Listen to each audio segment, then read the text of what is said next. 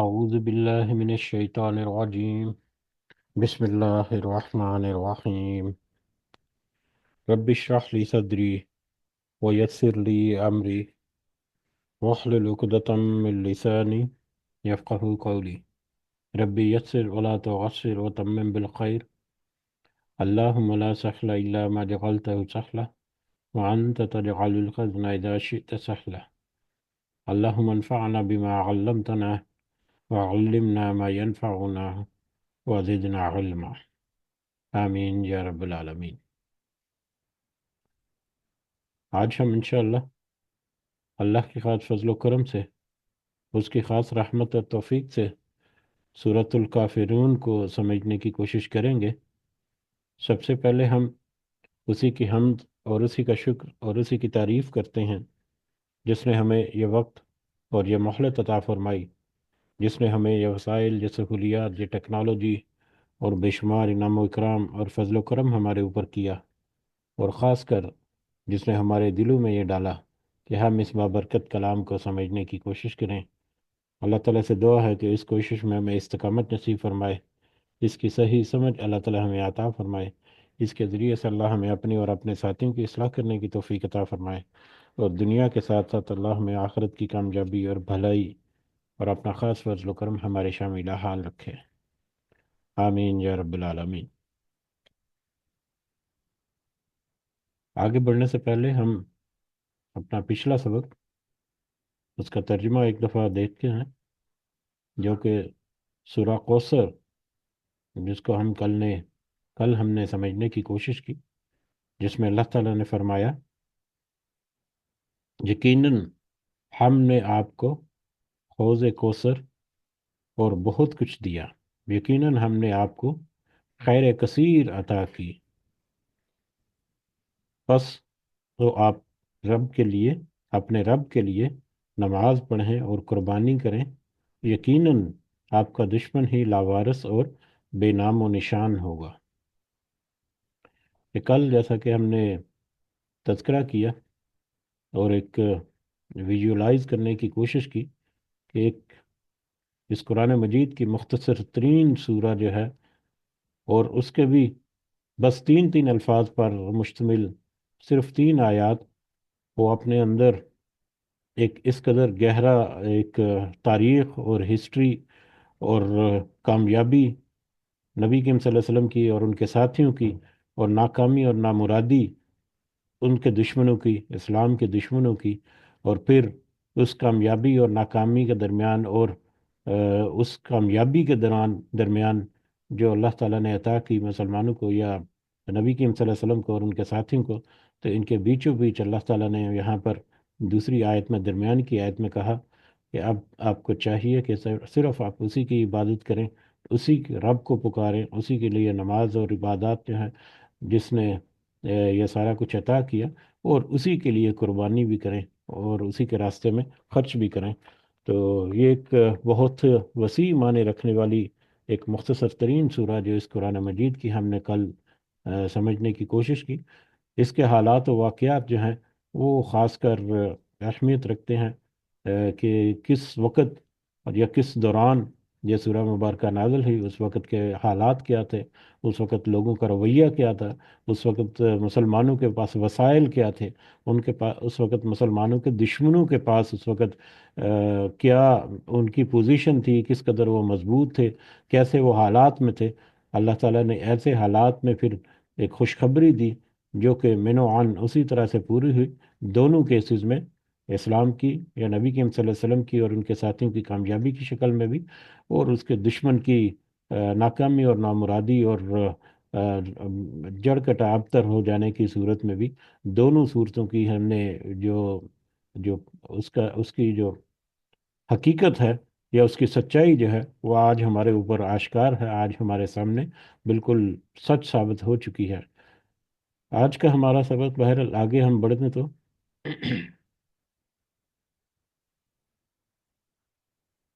یہ آج کا سبق ہمارا سورۃ الکافرون۔ سورۃ الکافرون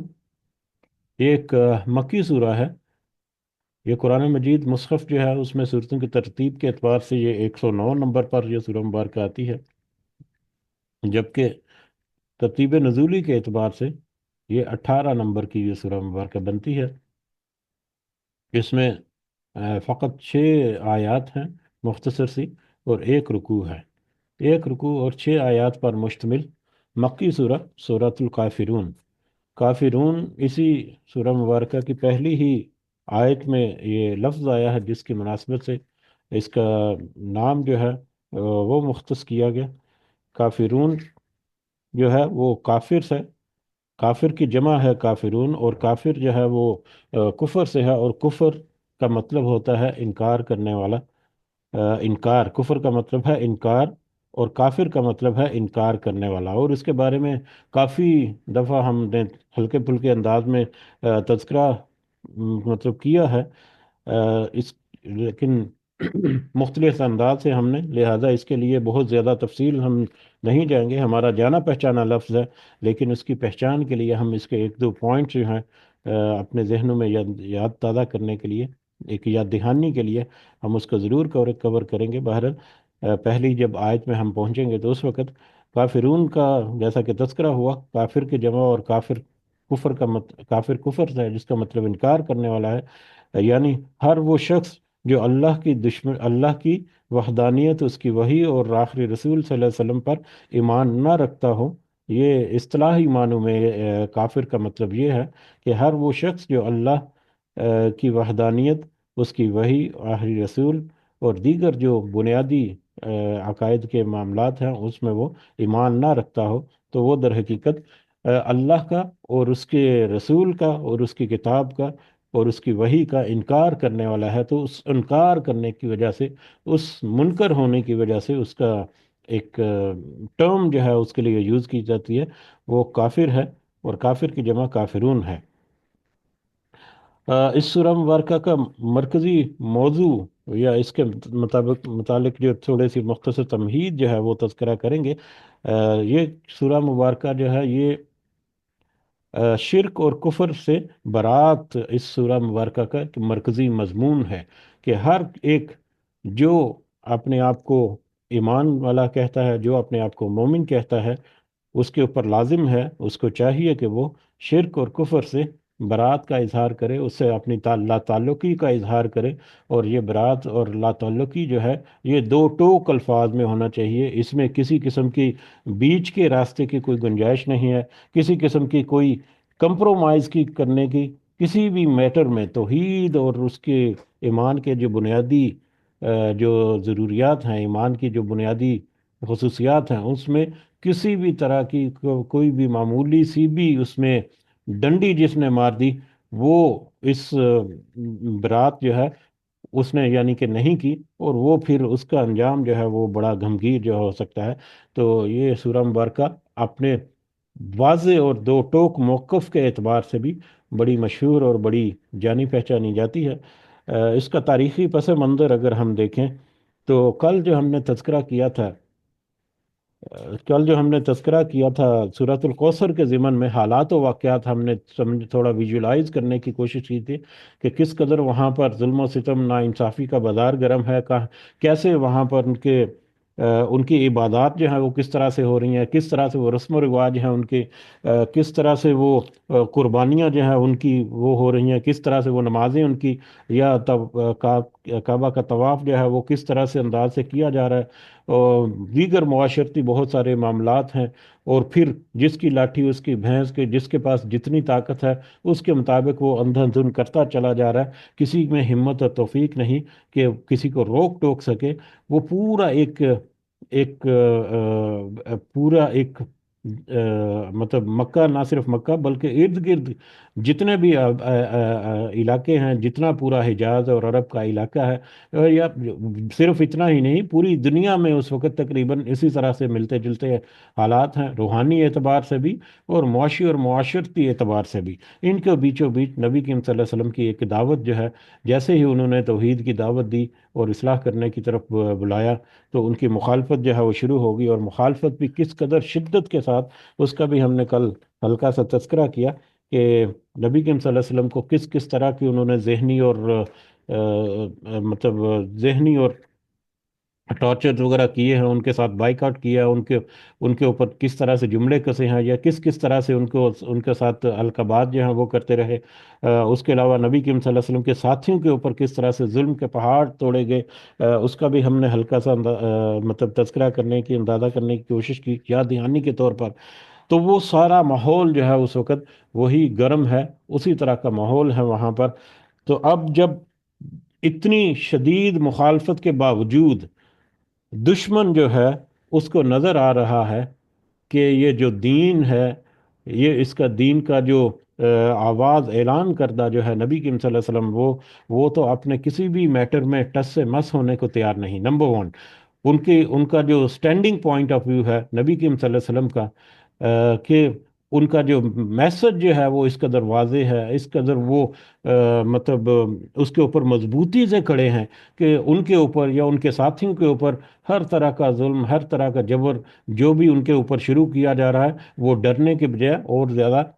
अपने कदम जो है वो मजबूत कर रहे हैं। उनकी तरफ निस्बत रखने वाले, उनसे मोहब्बत करने वाले, या जो भी उनके ऊपर ईमान लाने वाले हैं, वो भी बजाय इसके कि वो उस जुल्म सितम को देख कर डरें, बजाय उसके वो उसके ऊपर और ज़्यादा मजबूती के साथ उसको रिएक्ट करते हैं और उसके ऊपर अपने कदम जो हैं वो जमाते हैं। इस तरह के जो ताकतवर लोग हैं, जब वो मुआशरे में इस तरह के जुल्म सितम करते हैं, तो उसका एक मकसद तो ये भी होता है कि जो उस जिसके ऊपर जुल्म सितम किया जा रहा है, वो अपना अकीदा या अपना मजहब या अपनी वो जो इरादा है उसको छोड़कर वापस पलट आए। ना सिर्फ एक मकसद होता है, बल्कि एक दूसरा मकसद ये भी होता है कि दूसरे जो देखने वाले हैं वो इनको देखकर इबरत हासिल करें कि अगर इनके साथ ये मैटर हो रहा है, तो कल को अगर हमने इनका साथ देने की कोशिश की तो हमारे साथ भी यही हालात वाकयात, यानी एक खौफ फैलाने का भी एक सिनेरियो जो है, या एक कोशिश जो है वो होती है इस तरह के जालिम मतलब हुक्मरानों की, या जालिम सरदारों की, या जालिम लोगों की, कि उनकी जो पोजीशन है वो उनके हाथ से ना जाना जाए। उसके लिए उनको जुल्म सितम भी करना पड़ता है, खौफ व हरास भी फैलाकर, बस अपना मकसद जो है उसको उन्होंने हासिल करना है, जिस भी तरह से कर लें। अब ये सारी सिचुएशन में जब वो देखते हैं इस सारे जुल्म और जबर के बावजूद नबी करीम सल्लल्लाहु अलैहि वसल्लम जो है वो अपने मौक़िफ़ पर डट गए हैं, और डट भी ऐसे गए हैं कि ज़रा सा भी पीछे या 1 इंच भी पीछे बैक फुट जो है उस पे जाने के लिए तैयार नहीं है, ना ही नबी करीम सल्लल्लाहु अलैहि वसल्लम और ना ही उनके साथी। ऐसी सूरत हाल में, जैसा कि उससे पहले भी तज़किरा हुआ सूरह कुरैश में भी हमने देखा कि ये वो लोग जो हैं उनमें कुछ अक्ल शऊर या पढ़े लिखे भी थे, वो कुरान को और उसके पैगाम को खूब अच्छी तरह से जानते थे। उनको खूब अच्छी तरह से पता था कि इसमें जो जो पैगाम हमें दिया जा रहा है, ये जो वही का हमारे ऊपर नसीहत की जा रही है, आयात खोल खोल कर तज़किरा की जा रही है, ये दर हकीकत हक है और यही सच है। लेकिन वो अपनी हठधर्मियों की वजह से उसके ऊपर अड़ गए हैं। तो जब उन्होंने महसूस किया कि अब ये सिचुएशन जो है, एक तरफ जितना मर्जी जुल्म सितम करें, वो डिफ्यूज होने की तरफ नहीं आ रही, तो इसके बीचों बीच उन वो ये भी कोशिश करते रहे कि किसी तरह से ले दे कर ये मामला जो है वो तय हो जाए, किसी तरह से कुछ कंप्रोमाइजिंग पोजीशन में आ जाए। क्योंकि अगर इसी तरह से हम जुल्म सितम में इजाफा करते चले गए और वो अपने अपने मकसद में और ज्यादा डटते चले गए, और उनके साथ कुछ और लोग भी अगर मिलते चले जाए, तो उनको नजर आ रहा था कि ये तहरीक जो है ये नजरियाती एतबार से इतनी इतने वीक इसका बयानिया या इतना इसका पॉइंट ऑफ व्यू नहीं है कि इतने आराम से इसको शिकस्त दे दी जाएगी। ये जैसे जैसे आगे बढ़ेगी उसके उसकी इसमें शिद्दत आएगी, तो इसका मुकाबला करना मुश्किल होता चला जाएगा। तो इसीलिए वो कुरैश के लोग जो हैं वो इन चीज़ों को भांप कर, जैसा कि तذकरा हुआ, वो बड़े अक्ल शऊर रखने वाले भी लोग थे। जैसे अबू जहल, हम उसको अबू जहल कहते हैं, अबू जहल इस वजह से कि उसने दीन का इनकार किया। उसने बहुत सारी चीज़ें, बहुत सारी बातें जानते बूझते हुए भी उसने इनकार कर दिया। अगर अदरवाइज तो वो अपने लोगों में, अपने ग्रोह में, अपने कबीले में अब अबल हकम के नाम से जाना जाता था, बेहतरीन फैसले करने वाला और बेहतरीन बसीरत रखने वाला, और बड़ा मतलब बहादुर जो है इंसान माना जाता था। लेकिन मतलब उसने इनकार किया इस्लाम को मानने से, अल्लाह को मानने से, अल्लाह की तौहीद को मानने का इनकार किया, जिसकी वजह से उसको अबू जहल कहा गया। तो ऐसे लोग जो हैं वो بھانپ چکے تھے کہ اب سچویشن جو ہے وہ ان کے ہاتھ سے نکل جائے گی اور کسی بھی وقت جو ہے یہ میٹر جو ہے وہ ان کے آؤٹ آف دی کنٹرول ہو جائے گا. تو لہٰذا وہ بیچ کا راستہ نکالنے کی کوشش جو ہے وہ کرتے رہے مختلف انداز سے. اس کی بہت ساری مختلف روایات ہمیں ملتی ہیں، بہت سارے مختلف واقعات جو ہیں وہ بھی ہمیں ملتے ہیں. جیسا کہ ایک واقعہ جو ہے جو سب سے مشہور اور سب جو جانا پہچانا اور اکثر جو ہے وہ کوٹ کیا جاتا ہے مختلف الفاظ کے ساتھ یہ منقول ہے، لیکن اس کا لب لباب یا اس کا مفہوم یہ ہے کہ حضرت عبداللہ ابن عباس جو ہیں رضی اللہ تعالیٰ عنہ، ان کی روایت ہے کہ قریش کے لوگوں نے رسول اللہ صلی اللہ علیہ وسلم سے کہا کہ ہم آپ کو اتنا مال دیتے ہیں کہ آپ مکہ کے سب سے زیادہ دولت مند آدمی بن جائیں گے. آپ جس عورت کو پسند کریں گے آپ اس سے شادی کر کے آپ کی اس سے شادی کیے دیتے ہیں. ہم آپ کے پیچھے چلنے کے لیے بھی تیار ہیں، یعنی آپ کو لیڈرشپ رول دینے کے لیے بھی ہم تیار ہیں. بس آپ ہماری ایک بات مان لیں کہ ہمارے معبودوں کی برائی کرنے سے باز رہیں. اگر یہ آپ کو منظور نہیں، اگر آپ یہ بھی نہیں منظور کرتے تو ہم آپ کو ایک دوسری تجویز آپ کے سامنے پیش کرتے ہیں جس میں آپ کی بھی بھلائی ہے اور ہماری بھی بھلائی ہے. نبی کریم صلی اللہ علیہ وسلم نے پوچھا کہ وہ کیا ہے؟ تو انہوں نے کہا کہ 1 سال آپ ہمارے معبودوں لات اور عزا کی عبادت کریں اور 1 سال ہم آپ کے معبود کی عبادت کرتے ہیں. حضور صلی اللہ علیہ وسلم نے فرمایا اچھا ٹھہرو، میں دیکھتا ہوں کہ میرے رب کی طرف سے کیا حکم آتا ہے. اس پر یہ وہی جو ہے اس کی صورت میں سورۃ الکافرون جو ہے وہ نازل کی، جس کا ترجمہ اور معنی مفہوم جو ہے وہ ہم آگے جا کر ہم سمجھنے کی کوشش کریں گے. جس میں پھر اللہ تعالیٰ نے حکم دیا کہ ان کو دو ٹوک الفاظ میں اعلان کر دو. یہ ان کی جو کمپرومائز یا ان کا جو نیگوسیشن کے دروازے جو ہیں اس دروازے کو بند کر دو، یہ کہتے ہوئے کہ کسی بھی صورت توحید کے اوپر کسی بھی طرح کا کمپرومائز جو ہے وہ تو کسی بھی صورت میں ناممکن ہے. اس کے اوپر تو کوئی بات ہو ہی نہیں سکتی. توحید کے اوپر تو مطلب دوبارہ سے کوئی پیشکش کرنے کی ضرورت نہیں. اسی طرح سے اور بھی بہت ساری روایات ملتی ہیں. امیہ بن خلف جو ہے وہ رسول اللہ صلی اللہ علیہ وسلم سے ملنے پر آپ صلی اللہ علیہ وسلم سے اس نے کہا کہ اے محمد آؤ ہم تمہارے معبودوں کی عبادت کرتے ہیں اور تم ہمارے معبودوں کی عبادت کرو. ہم اپنے سارے کاموں میں تمہیں شریک کیے لیتے ہیں. اگر وہ چیز جو تم لے کر آئے ہو اس سے بہتر ہوئی جو ہمارے پاس ہے تو ہم تمہارے ساتھ اس میں شریک ہوں گے اور اپنا حصہ اس سے پا لیں گے. اور اگر وہ چیز جو ہمارے پاس ہے اس سے بہتر ہے جو تم لائے ہو تو تم ہمارے ساتھ اس میں شریک ہوگے اور اس میں سے اپنا حصہ پا لو گے. یعنی ہم مل جل کر آگے بڑھتے ہیں. ہماری چیز جو اچھی ہوگی اس میں سے تم بھی فائدہ حاصل کر لو گے اور آپ بھی جو چیز اس میں سے اچھی ہے اس میں سے ہم بھی فائدہ اٹھا لیں گے اور اس طرح سے دونوں مل جل کر آگے بڑھتے ہیں. دونوں کا معاملہ جو ہے وہ چلتا رہے گا. اور اسی طرح سے تو اس طرح کی ایک واقعہ نہیں، بہت سارے واقعات اور ایک مرتبہ یا ایک سٹنگ نہیں، بہت بہت سارے مختلف مواقع پر اس طرح کی پیشکش جو ہے وہ نبی کریم صلی اللہ علیہ وسلم کو کی گئی. لیکن سورۃ الکافرون کی شکل میں نبی کریم صلی اللہ علیہ وسلم کو اللہ تعالیٰ نے ہدایت دے کر دو ٹوک الفاظ میں، حالانکہ نبی کریم صلی اللہ علیہ وسلم کو یہ اچھی طرح سے معلوم تھا کہ توحید کے اوپر تو کمپرومائز کسی بھی صورت میں ممکن نہیں، اس کے باوجود یہ جو پہلی روایت میں ہم نے دیکھا کہ نبی کریم صلی اللہ علیہ وسلم نے کہا کہ اچھا میں دیکھتا ہوں کہ میرا رب میرا کیا حکم دیتا ہے. یعنی وہ اللہ تعالیٰ کی طرف انہوں نے ایک کہہ لو کہ ایک اللہ تعالیٰ سے الفاظ انہوں نے لینے کا ایک کہنے کی ارادہ کیا یا ان کے ذہن کے اللہ تعالیٰ مجھے وہ الفاظ عطا کر دیں کہ کن الفاظ میں ان کی جو آفرز ہیں ان کو ٹھکراؤں اور یہ دروازہ جو ہے ہمیشہ کے لیے بند کر دوں کہ یہ جو تم روزانہ منہ اٹھا کر آتے ہو اور کچھ پیشکش کرتے ہو اور کچھ لالچ دیتے ہو اور کچھ مطلب سبز باغ دکھاتے ہو، تو یہ جتنے میٹرز ہیں یہ ان میں کسی بھی طرح کی کوئی کمپرومائزنگ سچویشن جو ہے اس کی توقع اور امید رکھنا تم بند کر دو. یہ ناممکن بات ہے کہ جس کے اوپر تم بار بار جو ہے پیشکش کرتے ہو. تو یہ ماحول جو ہے اس وقت کا اور اس ماحول کے مطابق جس طرح سے ریزسٹنس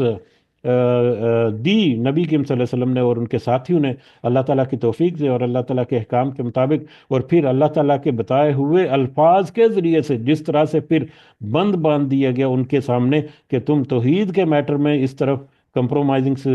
سچویشن کو دیکھنے کی بھی ضرورت نہیں. اس کے علاوہ دیگر میٹر جو ہیں وہ بھی مطلب جیسے جیسے آگے بڑھیں گے ہم دیکھتے جائیں گے. اور ان کا سب سے بڑا مسئلہ ہی توحید تھا. ان کے سب سے بڑا مسئلہ ہی یہ تھا کہ ہم اپنے بتوں کو وہاں پر نکال دیں گے تو ہمارا تو سارا ارد گرد ہمارا جو ایک ہولڈ ہے وہ پورے عرب پر، پورے حجاز پر، اور اسی وجہ سے ہم پوری دنیا کے اوپر تجارت میں بھی ہمارا نام بن رہا ہے، اور سارا کچھ انٹرنیشنلی بھی. تو یہ تو سارا کچھ ہمارے ہاتھ سے جاتا رہے گا. تو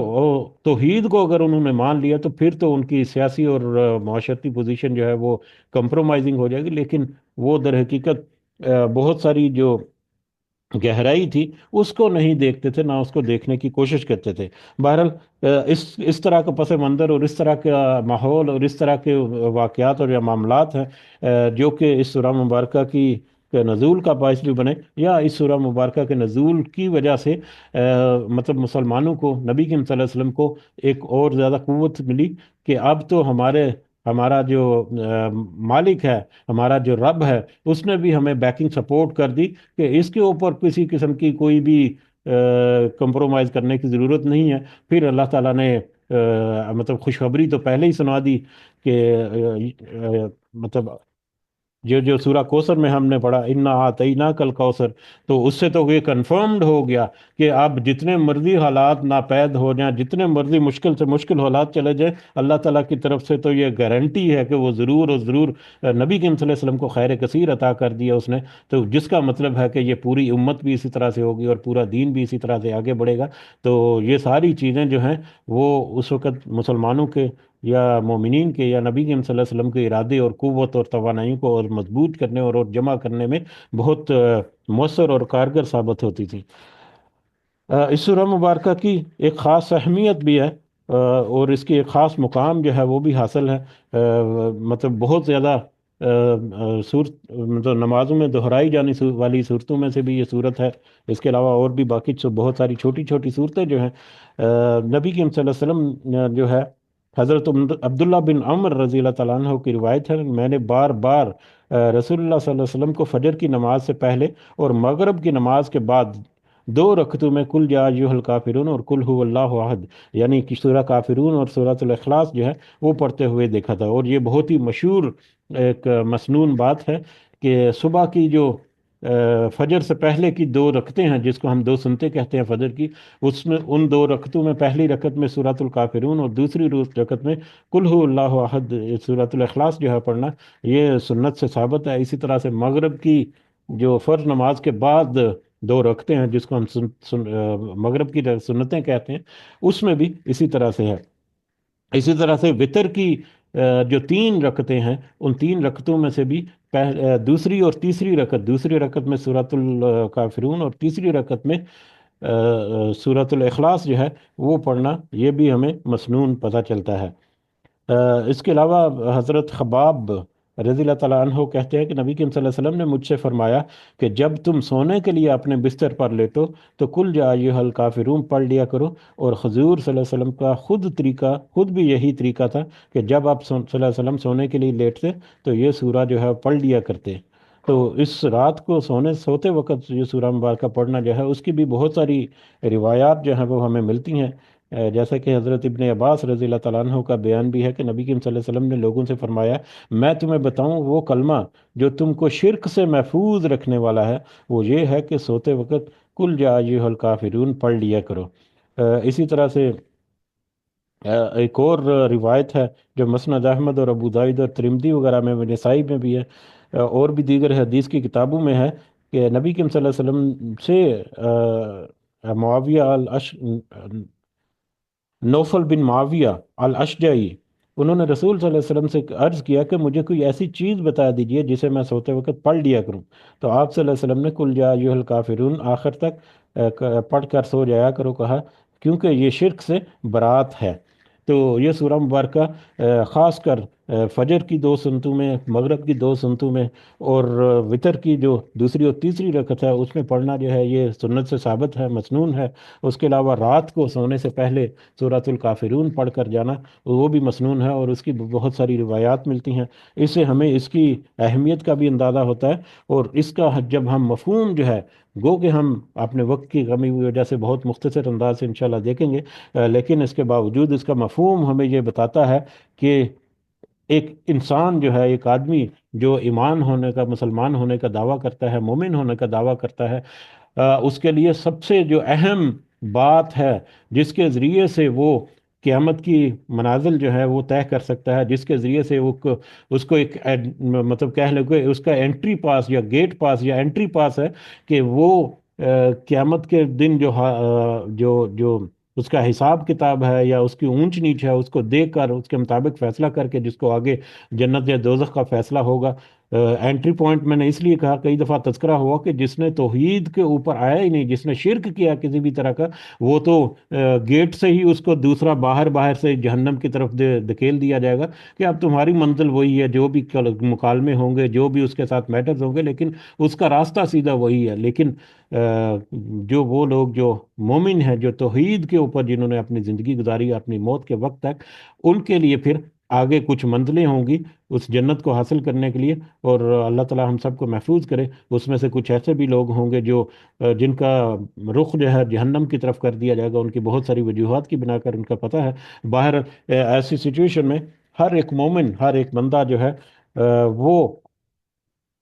شرک سے برات کا اظہار کرے اگر، تو شرک سے اور علی الاعلان اظہار کر کے اپنا اپنا جو عقیدہ ہے اس کو ریوائیو کرتا رہے، اس کو یاد دہانی کرتا رہے، اس کی تائید تازہ کرتا رہے، تو یہ ہمیں نظر آتا ہے کہ اللہ تعالیٰ کے قریب ایک بہت ہی قابل قبول بات ہے، جس کی وجہ سے رات کو سونے سے پہلے بھی اس کی بہت ساری روایات جو ہیں یہ سورۃ الکافرون کو پڑھنے کی ہمیں ملتی ہیں۔ جو بہرحال اسی تمہید کے ساتھ ہم شروع کرتے ہیں آج کا سبق۔ اعوذ باللہ من الشیطان الرجیم، بسم اللہ الرحمن الرحیم۔ قل کہہ دیجئے، یا ایوہ الکافرون، اے سب کافرو، آپ کہہ دیجئے اے سب کافرو، یا آپ کہہ دیجئے اے سارے انکار کرنے والوں۔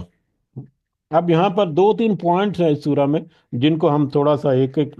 دو دو مطلب پوائنٹ میں ہم سمجھنے کی کوشش کریں گے۔ وہی پورے پوائنٹ جو ہیں در حقیقت اس پورے سورہ مبارکہ کا جو مفہوم ہے وہ ہمارے اوپر واضح کرتی ہیں۔ سب سے پہلے کہا گیا کل، آپ کہہ دیجئے۔ یہ آپ کہہ دیجئے ظاہری طور پر ہے، اکثر ہم نے ایسی آیات دیکھی اور ایسا خطاب دیکھا ہے جس میں اللہ تعالیٰ کی طرف مطلب حکم جو ہے وہ لگتا ہے، لیکن اس کے اس کی اصطلاح میں یا اس کو مزید ڈیٹیل میں دیکھیں تو در حقیقت لوگوں کو جو نبی کریم صلی اللہ علیہ وسلم کے فالوورز ہیں یا ان کو جاننے والے، ان کے اوپر ایمان لانے والے، وہ سارے کے سارے اس میں شامل ہو جائیں گے کہ آپ نبی کریم صلی اللہ علیہ وسلم کہہ رہے ہیں تو لہٰذا آپ کو بھی یہ کرنا ہے، آپ کے لیے بھی یہ لازم ہے، یہ آپ کے لیے بھی حکم ہے، عام دوسرے مسلمانوں کے لیے بھی یہ حکم ہے۔ تو کل آپ کہہ دیجئے، کون کہہ دے؟ ایک تو نبی کریم صلی اللہ علیہ وسلم کے متعلق کہ آپ علی الاعلان دو ٹوک الفاظ میں کہہ دیجئے، کن سے؟ کافروں سے۔ کافر کیا ہیں؟ جیسے ہم دیکھتے ہیں آگے جا کر پھر ایک تو نبی کریم صلی اللہ علیہ وسلم کو کہا کہ آپ ان کے اوپر دو ٹوک الفاظ میں اپنا مدعا جو ہے وہ بیان کر دیجئے، اپنی بات جو ہے وہ واضح کر دیجئے۔ اور دوسرا، نبی کریم صلی اللہ علیہ وسلم کی توسط سے مسلمانوں کو جو اپنے آپ کو مومن کہتے ہیں، ان کو لیے بھی یہ حکم ہے کہ آپ سب بھی سارے مومنین اور سارے مسلمان جو ہیں وہ بھی دو ٹوک اعلان کر دیں کافروں کے ذریعے، کافروں کے سامنے یا کافروں کے آگے، یا کافروں کو دو ٹوک الفاظ میں اپنا اوپینین جو ہے یا اپنی بات جو ہے اس کو واضح کر دیں۔ اسی طرح سے تیسرا جو ہے اس میں ہر وہ شخص، اب کافرون جو ہے اس کو آگے جا کر ہم دیکھیں گے، پہلے بھی ہم دیکھ چکے کہ کافر کیا ہوتا ہے، لیکن کل میں جو تیسری کیٹیگری یا تیسرا آتا ہے کہ ہر وہ شخص جو جب یہ آیات سن رہا ہو سکتا ہے اس وقت تک تو وہ مومن نہ ہو، جیسا کہ جب یہ آیات نازل ہوئی اس وقت بڑی تعداد جو ہے وہ تو مشرکین کی تھی، لیکن جب جس نے بھی کلمہ پڑھ لیا، جس نے بھی ایمان کو قبول کر لیا اور ایمان کے دائرے میں داخل ہو گیا، ان سب کے اوپر لازم ہے اپنی زندگی کے کسی بھی وقت میں اپنی موت سے پہلے اس نے ایمان قبول کیا اور اس نے مطلب اللہ کی توحید جو ہے اس کا اقرار کر دیا، رسالت کا، اور دیگر جو بنیادی عقائد ہیں ان کو اس نے اس کی شہادت دے دی، تو پھر اس کے لیے بھی یہ لازم ہے کہ وہ یہ بات دو ٹوک الفاظ میں کہہ دے۔ اب سب سے پہلے تو ہے کون کہہ دے؟ یہ تین طرح کے لوگ ہیں، کس کو کہہ دے؟ دوسرا ہے الکافرون، لوگوں کافروں سے کہہ دو، یا انکار کرنے والوں سے۔ کافروں کے کافر جیسا کہ تذکرہ ہوا کفر سے ہے، اور کفر کا مطلب ہے انکار کرنے والا۔ انکار، کفر کا مطلب ہے انکار اور کافر کا مطلب ہے انکار کرنے والا ہے۔ تو کافرون جو ہے، اگر اس کو ہم ایک دو پوائنٹس ہیں اگر اس کے، تو اسلام میں اللہ تعالیٰ نے انسان کی ایمان کے حوالے سے صرف دو ہی گروہ جو ہیں وہ تذکرہ کیے ہیں یا ملتے ہیں ہمیں دنیا کی زندگی میں یا اس دنیا پر۔ دین کے حوالے سے ہمارا جو دین ہے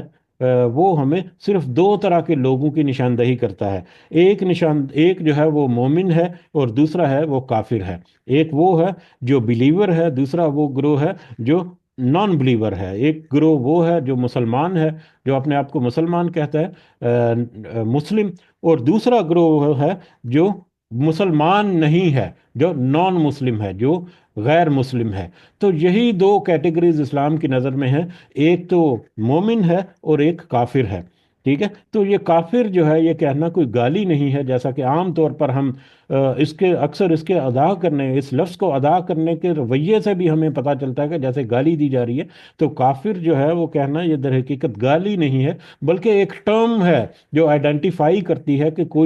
کوئی شخص جو ہے وہ آیا کہ وہ مومن ہے یا کافر ہے، آیا کہ وہ اللہ پر اور اس کے رسول صلی اللہ علیہ وسلم پر اور دیگر ایمان جو ہے، ایمان کے معاملات جو ہیں ان کے اوپر یقین رکھتا ہے اور رکھنے والا بلیور ہے، یا ان کے اوپر ان کا انکار کرنے والا نان بلیور ہے یا ان بلیور ہے، وہ کافر ہے۔ تو کافر جو ہے اس اعتبار سے گالی نہیں ہے، بلکہ کافر جو ہے وہ مسلم اور نان مسلم کے درمیان ایک فرق جو ہے اس کو اس کا اظہار کرنے کے لیے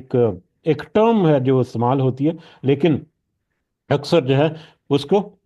خاص کر نان مسلم جو ہے وہ اس کو گالی کے طور پر یا بڑے ہی سخت لفظ کے طور پر وہ مطلب سمجھتے ہیں، اور شاید یہ وقت یہ لفظ جو ہے یا یہ پوری ٹرم جو ہے کافر، وہ ہے ہی اس قدر نیگیٹو اور اس قدر بھیانک کہ سننے والا جو ہے وہ فطری طور پر اس کو ایسے لگتا ہے کہ جیسے اس کے اوپر کسی نے توپ کا گولہ برسا دیا ہو، کہ مجھے کسی نے کافر کہہ دیا۔ یہ شاید اس کے پیچھے چھپے ہوئے جو بہت ساری جو باتیں یا خرابیاں یا گناہ یا بہت سارے ایسے، اور اس کا خاص کر جو اس کا انجام جو ہے وہی در حقیقت اس قدر بھیانک ہے کہ فطری طور پر انسان کے اندر ایک چیز ڈیولپ ہوگی کہ جیسے ہی اس کو کافر کیا جائے تو وہ اس کو ایسے لگتا ہے جیسے پتہ نہیں کتنی بڑی اس نے گالی دے دی۔ لیکن در حقیقت مانوی اعتبار سے یہ گالی نہیں، یہ ایک ٹرم ہے جو ہم یوز کرتے ہیں۔ اسی طرح سے اب ہم یہ کافر جو ہے اس کے اس کے کافر جو ہے وہ کون لوگ ہیں، یا کفر کرنے والے، انکار کرنے والے جو وہ کون ہیں؟ انکار کرنے والے جو ہیں وہ تین کیٹیگری کے لوگ ہیں، یا تین قسموں کے لوگ ہیں جو کہ کافر کی ڈیفینیشن میں آتے ہیں۔ سب سے پہلے کافر کی ڈیفینیشن میں آتے ہیں مشرک، جس کو ہم مشرک کہتے ہیں، شرک کرنے والے کہتے ہیں، جو بتوں کی اور دیگر غیر اللہ کی دیگر معبودوں کی جو عبادت کرتے ہیں، پوجتے ہیں، ان سے حاجات دعائیں اور یہ وہ سارا کچھ، وہ سارے مشرک ہیں، چاہے وہ اللہ پر ایمان رکھتے ہوں یا نہ رکھتے ہوں، کیونکہ مشرک جو ہیں ان میں سے بھی اکثریت جو ہے وہ اللہ کو تو مانتے ہیں، اللہ کو مانتے ہیں، لیکن اللہ کی توحید کو نہیں مانتے۔ وہ اللہ کے ساتھ دوسری جو چیزیں ہیں ان کو وہ شریک ٹھہراتے ہیں، اور ان کا کہنا یہ ہے کہ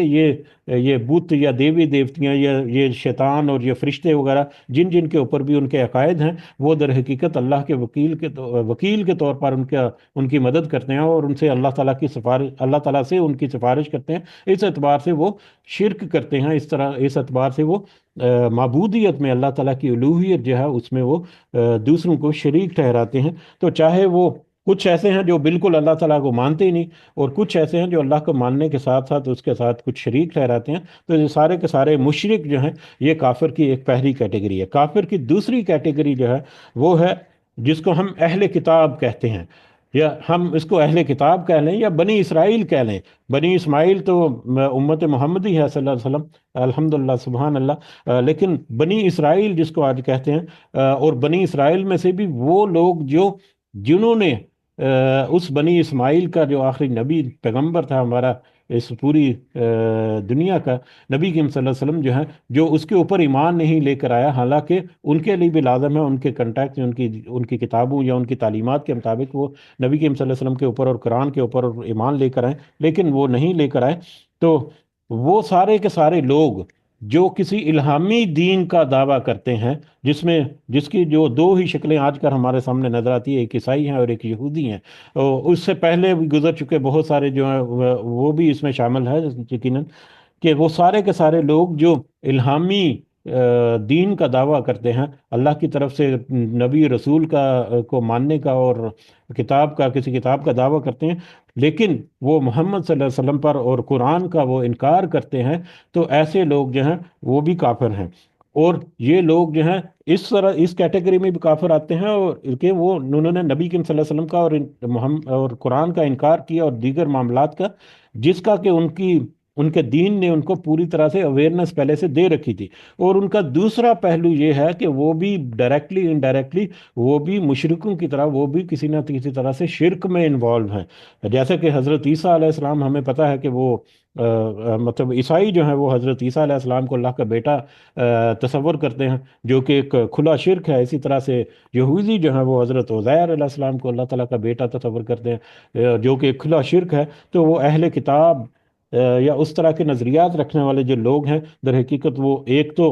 نبی کریم صلی اللہ علیہ وسلم کا اور قرآن کا اور دیگر معاملات کا انکار کرتے ہیں، دوسری صاحب میں وہ شرک میں بھی ملوث ہوتے ہیں، تو لہٰذا وہ بھی کافر کی کیٹیگری میں آ گئے۔ تیسری کیٹیگری جو ہے، جو ہمارے لیے موسٹ کرٹیکل کیٹیگری ہے، کہ وہ لوگ بھی جو مسلمان اپنے آپ کو کہتے ہیں، جو اپنے آپ کو ایمان والا کہتے ہیں، مومن کہتے ہیں، ان میں سے بہت سارے ایسے ہو سکتے ہیں جو اللہ تعالیٰ کے احکامات کا انکار کرنے والے، جیسے کہ کافر،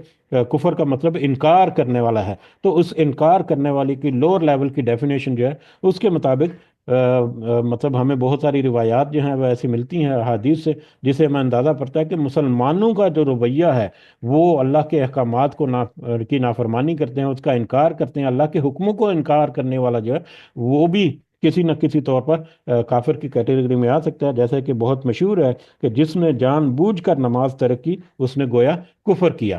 اور کچھ علماء جو ہیں وہ تو اس قدر شدت کے ساتھ توحید کے اوپر بات کرتے ہیں کہ بہت سارے جو اللہ تعالیٰ کے جو بڑے بڑے احکامات ہیں، سود کو نہیں چھوڑے گا، وہ بھی در حقیقت اللہ کے حکم کو نہیں مانتا، وہ بھی کسی نہ کسی طرح سے اس دائرے میں آ جاتا ہے کہ وہ بھی جب وہ اللہ کی نہیں مان رہا تو اللہ مطلب اس طرح سے۔ اور اس کے علاوہ ہمارے کچھ گروہوں میں کچھ عقائد اس طرح کے آج سرایت کر چکے ہیں، جو براہ راست ان کو شرک کی طرف یا اس طرح سے کفری نظریات جو ہیں وہ ان کی طرف ان کی نسبت ہو جاتی ہے، جس سے احتیاط برتنا جو ہے وہ بہت ضروری ہے۔ تو لہذا تیسری کیٹیگری کے لوگوں میں مسلمانوں کو بھی اپنے اندر ایک شعور اجاگر کرنا ہے کہ توحید در حقیقت ہے کیا، توحید کی اصل کیا ہے، اور اس توحید کی اصل کے مطابق ان کے لیے بہت ضروری ہے کہ وہ اپنی اصلاح کریں، اپنی فائن ٹیوننگ کریں، اور اپنے گریبانوں میں جھانک کر ان کے معاملات اگر خدا نخواستہ ان میں ہیں تو ان کو درست کریں۔ اور اللہ تعالیٰ نے ان کا یہ شعور جو ہے ہر انسان میں رکھا ہوا ہے، لیکن اس کی کوشش کرنے کی ضرورت ہے۔ تو بہرحال یہ تین طرح کے لوگ ہیں جو اس کافر کی ڈیفینیشن میں آتے ہیں، لیکن بطور خاص اس سورہ مبارکہ کے کنٹیکس میں پہلی دو کیٹیگری جو ہیں ان لوگوں کا یہاں پر تذکرہ کیا ہے۔ تیسری کیٹیگری جو ہے جو کہ مسلمان ہونے کے باوجود اللہ تعالیٰ کے احکامات کا انکار کرنے والے ہیں، وہ اس سورہ مبارکہ کے جو مخاطب ہیں ان میں نہیں ہے۔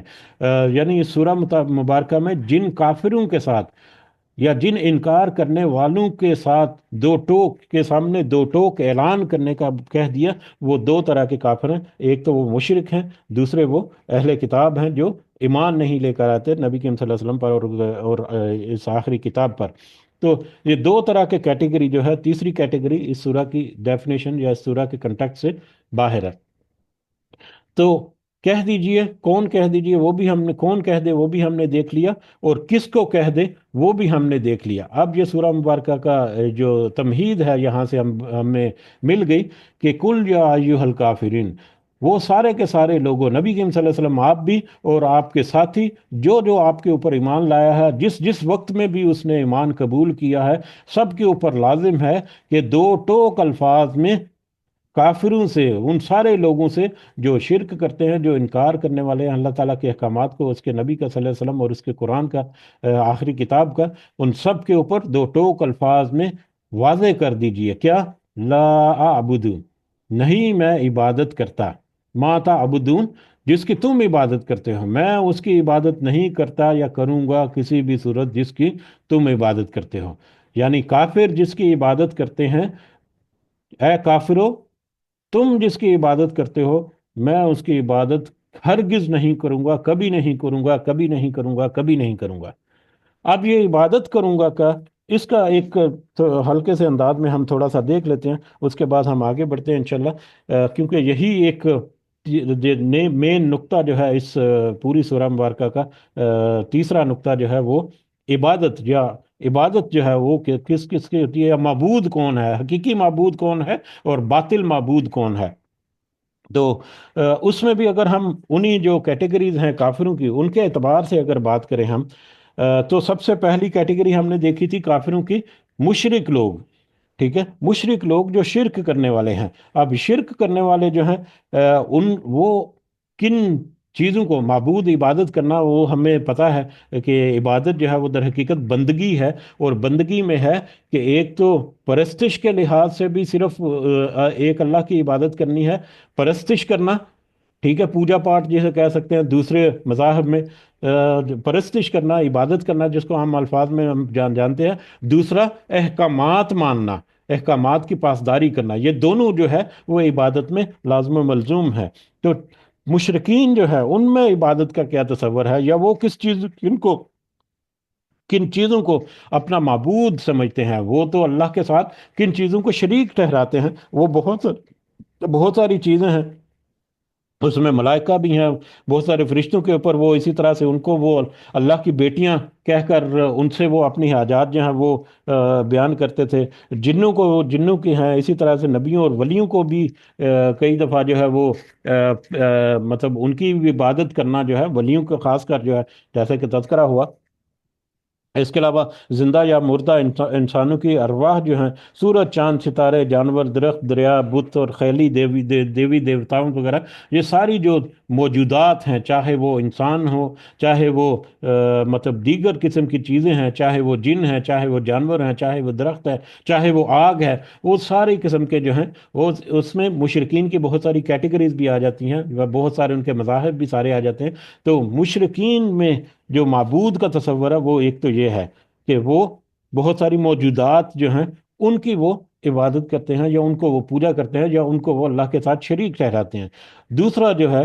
دوسرا کیٹیگری جو تھی کافروں کی، وہ تھی اہل کتاب، یا اہل کتاب کہہ لیں، یا اہل اسرائیل کہہ لیں، یا بنی اسرائیل کہہ لیں۔ اب بنی اسرائیل جو ہیں ان میں بھی مطلب ان میں بھی جو حقیقی توحید جو ہے، اس حقیقی توحید کو انہوں نے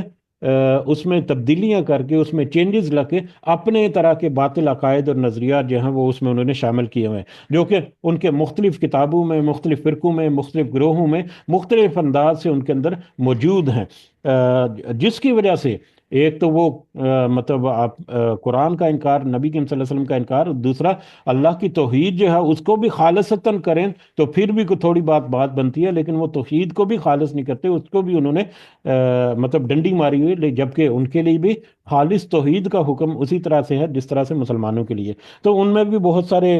میٹرز ہیں، جیسا کہ ان کے کچھ عقائد میں ایسا بھی ہے کہ کسی جگہ پر تو ان کا یہ ملتا ہے کہ وہ 6 دن، خدا ایسا ہے کہ 6 دن میں اس نے دنیا پیدا کی، اور 7ویں دن وہ آرام کرنے کی ضرورت اس کو پیش آئی، جبکہ اللہ تعالیٰ کے ساتھ ایسی کوئی بات منسوب نہیں کی جا سکتی، جس کا ایک نسل کے لوگوں کے ساتھ ایک خاص رشتہ ہے اور دوسرے انسانوں کے ساتھ کوئی رشتہ نہیں، اس طرح کی ہے، جو حضرت یعقوب علیہ السلام سے کشتی کرتا ہے اور ان کو گرا نہیں سکتا۔ ان کے کچھ تصورات اس طرح کے بھی ہیں کہ اللہ نے کشتی کی حضرت یعقوب علیہ السلام سے، اور ان سے وہ کشتی کو ہار گیا۔ جو عزیر نامی ایک بیٹا بھی رکھتا ہے جو کہ یہودی کا عقیدہ ہے، اسی طرح سے جو یسوع مسیح نامی ایک اکلوتے بیٹے کا باپ ہے، اور دوسروں کے گناہوں کا کفارہ بنانے کے لیے اپنے بیٹے کو صلیب پر چڑھوا دیتا ہے، جیسے کہ عیسائیوں کا عقیدہ ہے۔ کسی کا خدا بیوی بچے رکھتا ہے جیسے کہ عیسائیوں کا، یا اس طرح سے متفرق اور بھی ہیں کچھ ان کے، اور کسی کا خدا جو ہے وہ انسانی شکل میں روپ دھارتا ہے اور زمین پر انسانی جسم میں رہ کر انسانوں کے کام کرتا ہے، تو وہ جیسے کہ عیسائیوں میں ایسا تصور پایا جاتا ہے۔ کسی کا خدا محض واجب الوجود ہے، یعنی یہ بھی ایک نظریہ کچھ لوگوں میں پایا جاتا ہے کہ اللہ جو ہے اس نے تو کائنات کو بس ایک دفعہ حرکت دے دی، جس کو ہم بگ بینگ کے نام سے ہم جانتے ہیں۔ بگ بینگ اور بگ کرش کا ابھی تھوڑے عرصہ پہلے تذکرہ ہوا کہ ان کا کہنا ہے کہ بگ بینگ ایک ہوا تھا، بس اللہ تعالیٰ نے وہ بگ بینگ ایک حرکت دے دی، ایک جنبش دے دی، اس کے بعد سارا کچھ جو ہے وہ ایک لگے بندے قوانین جو ہیں اس کے مطابق چل رہا ہے، اس کے بعد اللہ تعالیٰ کا کوئی رول نہیں ہے اس میں۔ تو اس طرح کے عقائد اور نظریات رکھنے والے بھی بہت سارے لوگ ہیں جو اللہ کو تو مانتے ہیں، لیکن اللہ کی توحید اور اس کی جو الوہیت ہے اور اس کی جو صفات ہیں، صحیح معنوں میں جو اللہ کی جو صفات ہیں، ان میں وہ قدغن کرتے ہیں، ان میں کوئی ڈنڈیاں مارتے ہیں اور ان میں کوئی خرابیاں ہیں ان کی، جس کی وجہ سے وہ کافروں کی لسٹ میں شامل ہوتے ہیں۔ اب تیسرا جو ہم نے تذکرہ کیا تھا کہ مسلمانوں کے بارے میں، اب مسلمانوں کا تو تصور جو ہے وہ خدا کا جو انہیں ہونا چاہیے، کیونکہ تذکرہ تھا کہ مسلمانوں کے کہتے ہوئے بھی کچھ انکار کرتے ہیں، اور اس انکار میں ایک تو توحید کے اوپر رہتے ہوئے بھی کوئی اللہ تعالیٰ کے احکامات کا انکار کرے، جیسے ہو سکتا ہے کوئی نماز نہیں پڑھتا لیکن توحید کے اوپر وہ پکی طرح سے ہو، تو اس کو ہم مشرک تو نہیں کہیں گے، لیکن اس کو کافر اس سینس میں کہ اگر اس نے جان بوجھ کے نماز ترک کی تو ہو سکتا ہے کہ وہ کافر کی ڈیفینیشن کے اندر آ جائے۔ تو لہذا مسلمانوں کے لیے وہ کون سی صفات ہے اللہ تعالیٰ کی، یا اسلام میں اللہ تعالیٰ کی کون سی صفات ہیں، وہ ہمارے سامنے بہت کھلی اور واضح ہیں۔ بہت ساری آیات ہم نے تقریباً پورا قرآن مجید جو ہے وہ ان آیات سے بھرا پڑا ہے کہ ایک ہی خالق ہے، ایک ہی مالک ہے، ایک ہی مدبر ہے، وہی ایک ہے جو منتظم ہے اور حاکم اعلیٰ ہے، وہی ہے جس نے کائنات کو بنایا، اور نہ صرف بنایا بلکہ ہر آن پر اس کو اسی طرح سے وہ چلا بھی رہا ہے، جیسے اس نے پہلے دن سے شروع کیا اسی طرح سے وہ ہمیشہ کے لیے اس کائنات کو پوری طرح سے دیکھ بھال کر رہا ہے، اور اس کی ضروریات کو پورا کرنے والا ہے۔ اس کے علاوہ کسی میں کوئی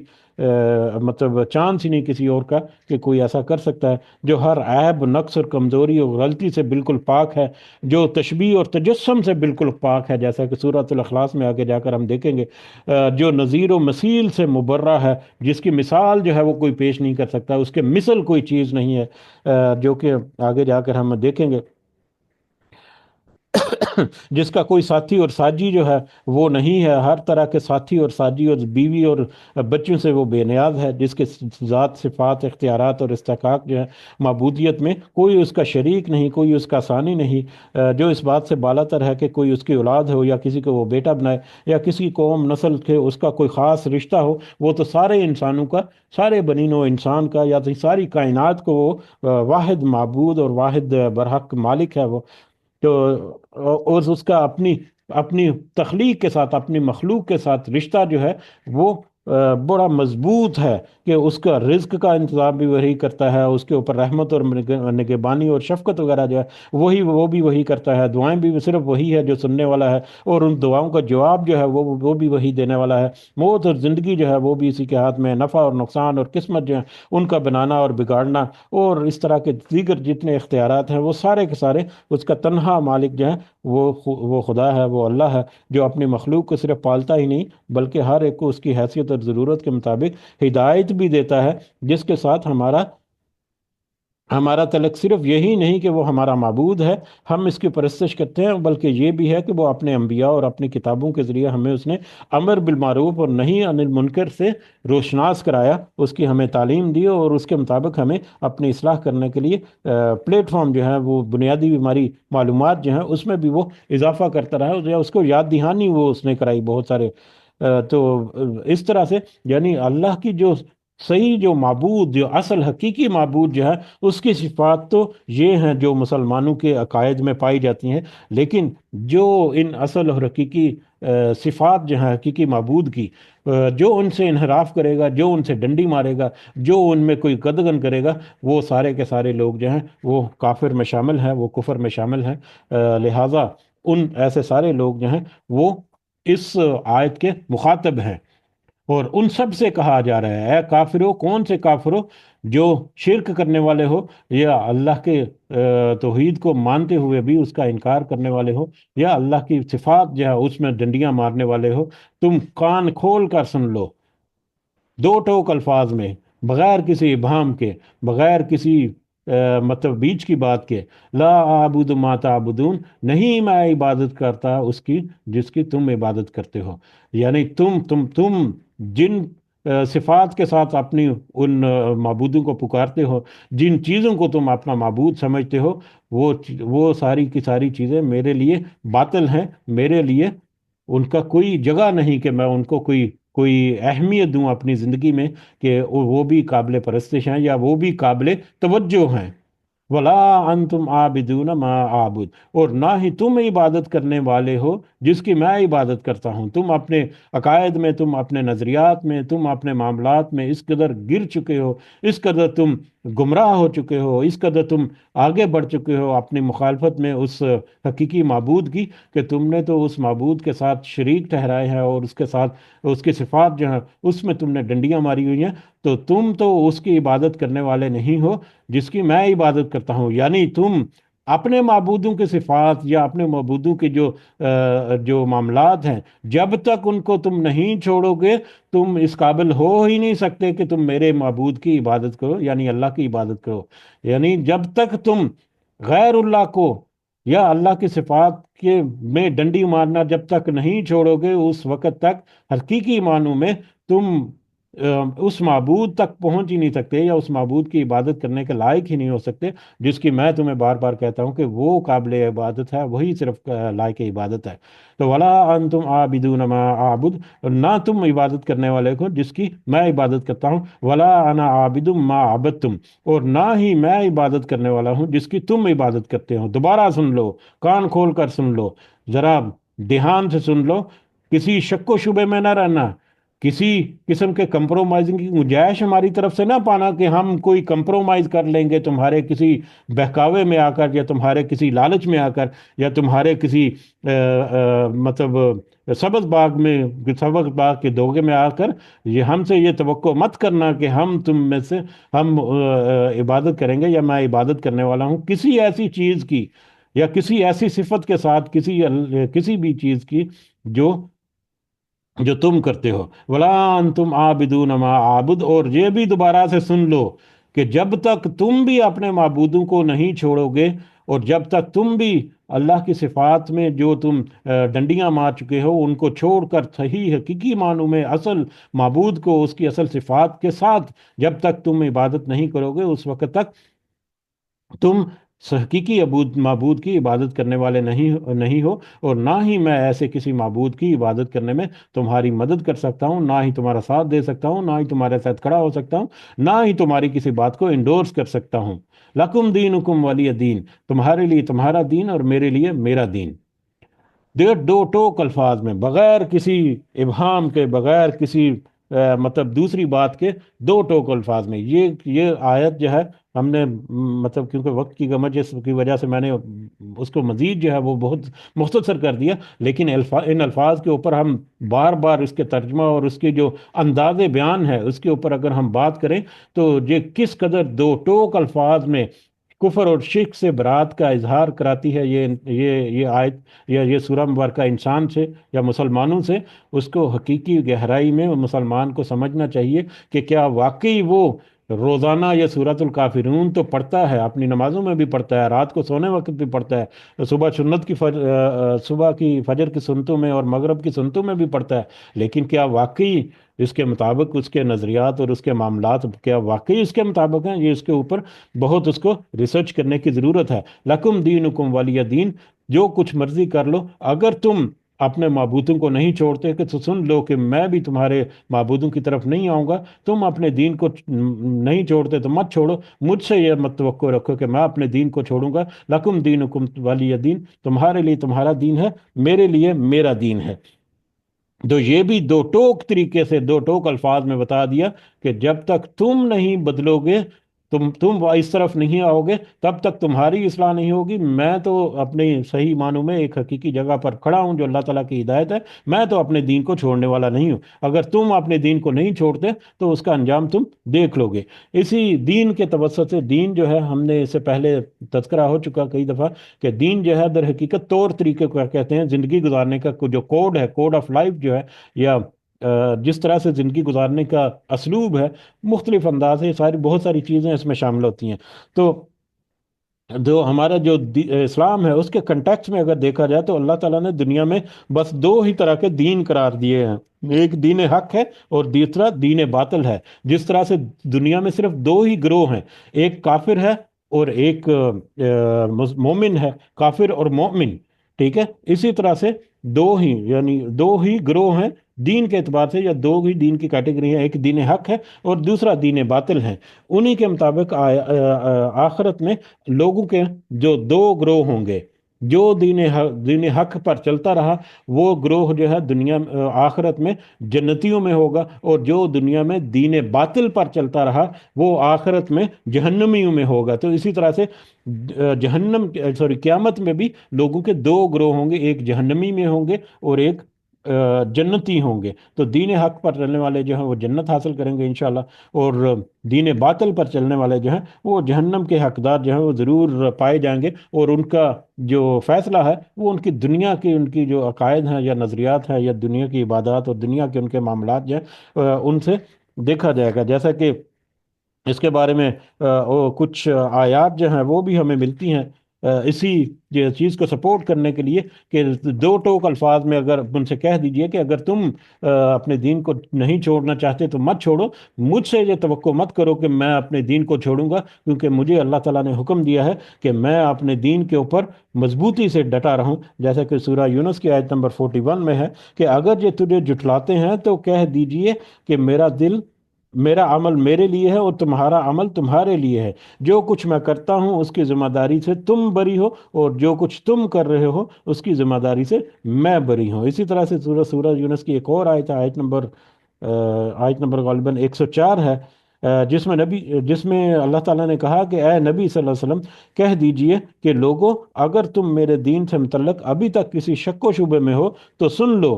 کہ اللہ کے سوا جن کی تم بندگی کرتے ہو یا جن کی تم پورا عبادت کرتے ہو، بنا بیٹھے ہو، میں ان کی بندگی نہیں کرتا، بلکہ صرف اس خدا کی بندگی کرتا ہوں جس کے اختیار میں تمہاری موت ہے. اس طرح سے بہت ساری اور بھی آیات ہیں. ایک آیت اگر ہم اس میں اور اگر کوٹ کرتے چلیں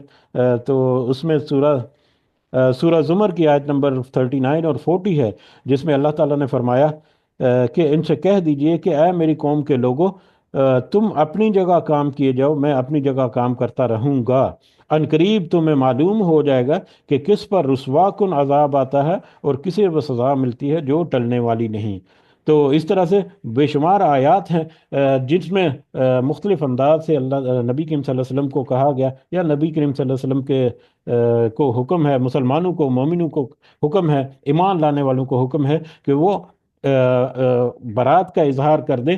ان لوگوں سے جو کفر کرتے ہیں، شرک کرتے ہیں یا جو انکار کرتے ہیں. تو اس کی جو مختصر ترین جو ایسی آیات کی صورت ہے وہ اس صورت میں ہے لکم دینکم ولی دین، کہ تمہارا دین تمہارے لیے، میرا دین میرے لیے. تم اپنے دین کو اگر نہیں چھوڑتے تو اس کا خمیازہ تمہیں بھگتنا پڑے گا. میں تو اپنا دین جو ہے وہ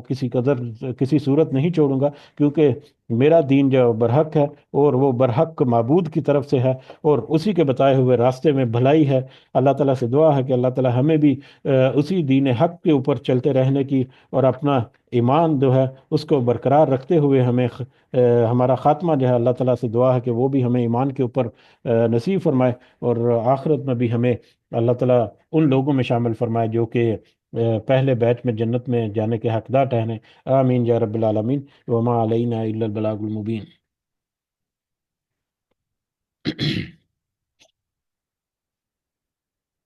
جی اگر کچھ اضافہ آپ کرنا چاہیں تو آپ کر سکتے ہیں. جزاکم اللہ خیر کثیرہ.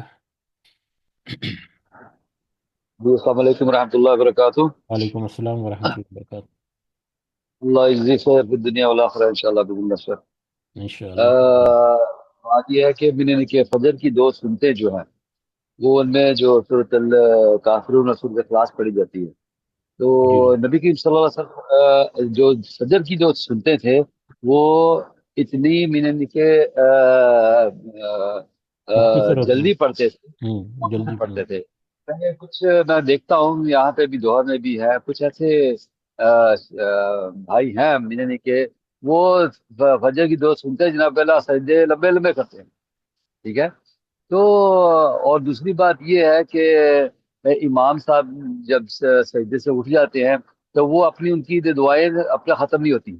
وہ کم از کم 15 10 15 سیکنڈ تک وہ سجدے میں رہتے ہیں، اس کے بعد میں اٹھتے ہیں۔ اور دوسری بات یہ ہے، جب امام صاحب سلام پھیر لیتے ہیں تب بھی ان کی دعا ختم نہیں ہوتی، وہ جناب اللہ اس کے بعد یہ سلام پھیرنے کے بعد بھی جناب اللہ وہ کچھ یعنی 15 10 10 سیکنڈ تک وہ سلام ہی نہیں پھیرتے۔ تو یہ بات تقریباً شاید ٹھیک نہیں ہے، کیونکہ ہمیں اتباع جو ہے کرنی ہے وہ امام کی کرنی ہے۔ تو اگر آپ اکیلے نماز پڑھ رہے ہیں تو آپ جتنی مرضی لمبی لمبی کر لیں، اور جو فرائض ہیں وہ آپ نے امام جو امام جیسے کر رہا ہے اس کی اتباع کرنی ہے، اور جیسے وہ رکوع کرے، جیسے ہی وہ سجدہ کرے، جیسے ہی وہ سلام کرے، آپ اسی وقت اس کی اتباع کرتے ہوئے سلام کر لیں۔ ہوں۔ تو یہ ایک ملاحظات تھے کہ جو میں نے بتانے تھے۔ عورتیں تو ہیں وہ تو ماشاءاللہ گھروں میں پڑھتی ہیں ماشاءاللہ، تو وہ ان کی مرضی ہے، مشکل نہیں ہے۔ تو لیکن جو ہمارے حضرات جو ہے مساجد میں جو پڑھتے ہیں، انہیں چاہیے کہ امام کی اتباع کریں، اور جیسے وہ رکوع کرے، جیسے وہ سجدہ کرے، جیسے وہ رکعت کے لیے اٹھے، اسی ٹائم فوراً اس کے ساتھ ہی اٹھ جانا چاہیے۔ تو صبح کی سنتیں جو ہیں وہ چاہے وہ تو امام کے ساتھ نہیں پڑھی جاتی، چاہے وہ عورتیں ہوں، چاہے وہ حضرات ہوں، مرد ہوں، تو انہیں بھی ہمیں اتباع جو ہے نبی کریم صلی اللہ علیہ وآلہ وسلم کی ہی کرنی ہے۔ ہوں۔ تو یہ بات ہے۔ اور دوسری بات یہ ہے کہ فجر کی سنتوں کے بعد کچھ ایسے ہیں کہ جو نوافل بھی ادا کرتے ہیں، کہتے ہیں یہ نفلی عبادت ہے، اس کا کوئی ممانعت نہیں ہے، لیکن اس کی ممانعت ہے، کیونکہ نبی صلی اللہ علیہ وسلم فجر کی سنتوں کے بعد دوسری کوئی نفلی عبادت نہیں کرتے تھے، اللہ کہ فرض نماز کے بعد بھی کوئی سنتے نوافل نہیں پڑھتے تھے، اللہ کہ جب اشراق کا وقت ہو جاتا۔ تو اس کی پابندی کرنی چاہیے ہمیں۔ فجر کی جو جب سنتے ہیں انہیں سنتیں پڑھ لیں، اس کے بعد میں آپ بیٹھ جائیں، قرآن پڑھیں آرام سے بیٹھ کے، جب تک کہ اقامت نہیں ہو جاتی۔ تو یہ جو چیزیں ہیں یہ ہماری بہنوں کے لیے، عورتوں کے لیے بھی ہیں، اور مردوں کے لیے بھی یہ چیز ہے۔ تو یہ چیز کو ہمیں سوچنا چاہیے کہ جو نبی صلی اللہ علیہ وسلم کے سنت پہ چلے گا وہی کامیاب ہے، ادروائز نہیں، چاہے جو مرضی کر دے گا۔ جزاک اللہ خیر، بارک اللہ فیک، انشاءاللہ۔ جی، واللہ عالم بالصواب۔ جزاک اللہ خیر، جزاک اللہ خیر۔ جی بالکل، ایسی باتیں جو ہیں چھوٹی چھوٹی ہوتی ہیں جو نوٹ کرنے والی ہوتی ہیں، اور بلکہ فجر کی سنتوں کے متعلق اسپیشلی جو مسجد میں جا کر دیکھتے ہیں تو ہمارے بات وہی ہے کہ مطلب بہت سارے معاملات میں ایسے ہم نے دین کو سخت کر لیا ہوا ہے کہ وہ جا کر وہ مطلب میں نے مسجد میں اکثر دیکھا ہے کہ وہ ان کی پہلی رکعت جو ہے وہ جماعت سے وہ بھی مس ہو رہی ہے، لیکن وہ سنتے مس نہیں کریں گے، سنتے وہ پڑھیں گے جا کر، ایون کہ امام صاحب جو ہیں وہ پہلی رکعت کے رکوع میں بھی جانے والے ہیں، اس کو اندازہ بھی ہو رہا ہے کہ یہ بس ابھی، لیکن جیسے ہی وہ بھاگتا بھاگتا جائے گا اور پہلے جا کر سنتے پڑے گا پھر وہ فرض پڑے گا۔ حالانکہ یہ ساری چیزیں جو ہیں بہت ساری واضح رہنمائیاں ہمارے ساتھ، لیکن ہمارے اندر کچھ معاملوں میں شدت بھی آ چکی ہے۔ اور دوسرا جو آپ نے تذکرہ کیا صبح کی فجر کی سنتوں کا، تو نبی کریم صلی اللہ علیہ وسلم جو ہے ان کے بارے میں کہ وہ اس قدر مختصر ہوتی تھی کہ کبھی کبھی یہ شائبہ ہوتا کہ انہوں نے پتہ نہیں سورہ فاتحہ جو ہے وہ بھی پوری مکمل پڑھی ہے کہ نہیں، اس قدر مختصر قیام ہوتا تھا، وہ قیام جو ہے وہ اس قدر مختصر ہوتا تھا کہ سورہ فاتحہ اور اس کے ساتھ سورۃ الکافرون پڑھ کر مختصر بالکل، اور اس کے بعد سجدے اور رکوع جو ہے وہ تو پھر اسی انداز میں ہونے چاہیے اطمینان والے، وہ تو ہمیں پتہ ہی ہے۔ تو بہرحال ایسی چھوٹی چھوٹی باتیں جو ہیں جیسا آپ نے بھی تذکرہ کی وہ ہماری رہنمائی جو ہے وہ کرتی ہیں۔ امام کی جو مطلب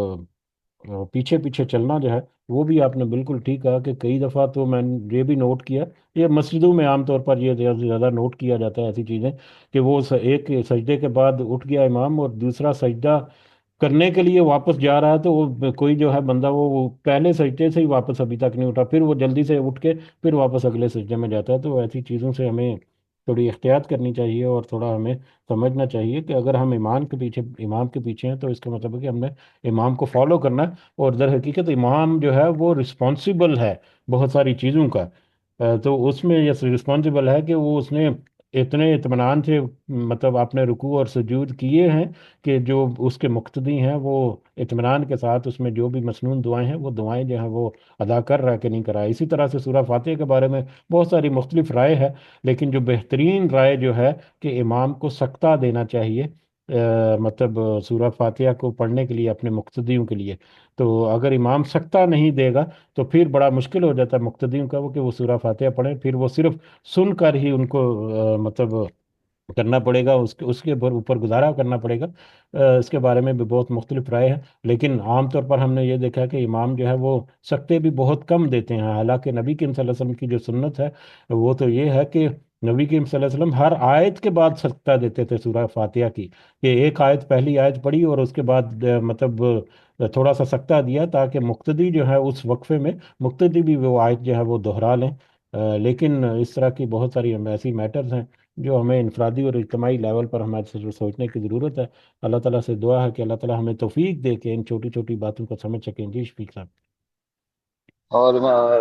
بے شک آپ نے ٹھیک کہا بات۔ ایک چھوٹی سی اور بات تھی جو سنتے نوافل ہے، سب سے پہلی بات ہے حضرت عائشہ رضی اللہ فرماتی ہے کہ نبی صلی اللہ علیہ وسلم سنت نوافل جو ہے گھر میں پڑھتے تھے، ہوں۔ اور فرائض جو وہ مسجد میں ادا کرتے تھے۔ تو ہمیں بھی یہ چیزیں کی کوشش کرنی چاہیے۔ لیکن بہرحال میں نے نہیں کیا، جب آپ چلے جائیں مسجد میں تو جب آپ تاکہ کوئی بھی سنتیں ہوں، کچھ میں حضرات ہے میں نے دیکھے ہیں سنتوں میں، جب سنتے پڑھتے ہیں تو سجدے لمبے لمبے کرنے اسٹارٹ کر دیتے ہیں، اور اتنے لمبے یعنی کہ وہ دوسرا شیطان اس کو وسعت دلا دیتا ہے کہ یہ دیکھو کتنا لمبا سجدہ کر رہا ہے، اور پھر وہ ایک ریاکاری میں آ جاتا ہے۔ تو آپ لوگوں کے ساتھ جب مسجد میں جائیں اور ہلکی سی سنتے وغیرہ پڑھے، آپ تو بیٹھ جائیں قرآن، لیکن لمبے لمبے سجدے کرنے کا کیا تک ہے؟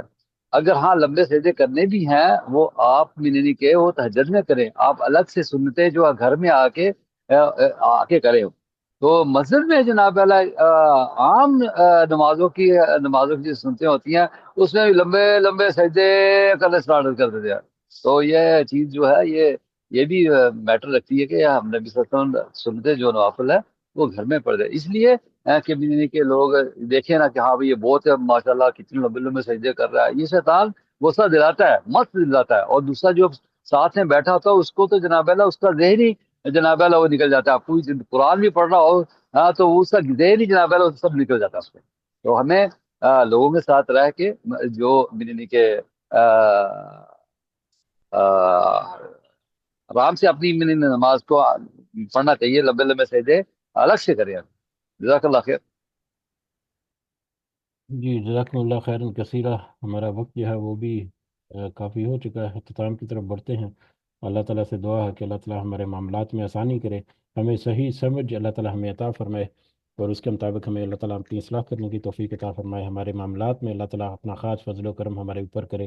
ہمارے صحت کے، دیگر کاروبار کے، جابس کے، رزق کے معاملات، ہمارے بچوں کے معاملات، فیملیز کے معاملات، بہن بھائیوں کے معاملات، سب میں اللہ تعالیٰ ہمیں صلہ رحمی کرنے کی بھی توفیق عطا فرمائے، دوسروں کی مدد اور کی توفیق عطا فرمائے، اور سب کے اپنے ساتھ دعاؤں میں شامل کرنے کی بھی اللہ تعالیٰ ہمیں توفیق عطا فرمائے۔ ہمارے والدین جو اس دنیا میں حیات ہیں اللہ تعالیٰ انہیں صحت سے بھرپور زندگی عطا فرمائے، اور جو اس دنیا سے گزر گئے اللہ تعالیٰ انہیں بھی اپنے خاص فضل و کرم سے برزخ میں بھی اور آخرت میں بھی بہترین ٹھکانے جو ہے وہ عطا فرمائے۔ آمین یا رب العالمین۔ رب ارحمہما کما ربیانی صغیرا، رب ارحمہما کما ربیانی صغیرا، رب ارحمہما کما ربیانی صغیرا، ربنا آتنا في الدنيا حسنة وفي الآخرة حسنة وقنا عذاب النار، ربنا ظلمنا أنفسنا وإن لم تغفر لنا وترحمنا لنكونن من الخاسرين، ربنا تقبل منا إنك أنت السميع العليم وتب علينا إنك أنت التواب الرحيم، سبحان ربك رب العزة عما يصفون وسلام على المرسلين والحمد لله رب العالمين، سبحانك اللهم وبحمدك أشهد أن لا إله إلا أنت أستغفرك وأتوب إليك، جزاكم الله خيرا كثيرا، السلام علیکم ورحمۃ اللہ وبرکاتہ۔